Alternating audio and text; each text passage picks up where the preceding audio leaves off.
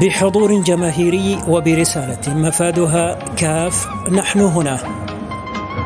استقبل الهلال ضيفه المنام البحريني في ذهاب المرحلة الأولى من تصفيات بطولة كأس الملك سلمان للأندية العربية.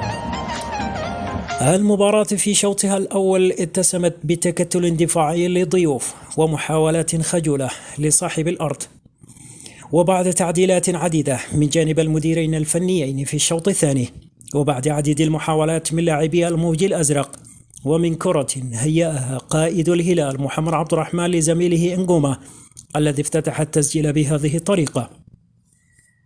بعد الهدف الأول تحرك الهلال كثيرا، وبلمسات نجمه البديل عبد الرؤوف يعقوب لإضافة الثاني، وكان له ما أراد عن طريق نجمه الكنغولي ليلوبو، معلنا عن أول أهدافه العربية والثاني للهلال في المباراة.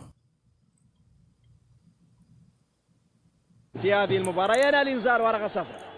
قائد الهلال الذي عانده الحظ كثيرا في عديد المحاولات نجح في إطلاق رصاصة الرحمة في مرمى المنامة من كرة هيأها له موفق صديق ليوقع القائد بصمته بالتسجيل بعد صناعة الهدف الأول، معلنا عن ثالث الأهداف الهلالية ليطلق الحكم الجزائري بعد صافرة النهاية.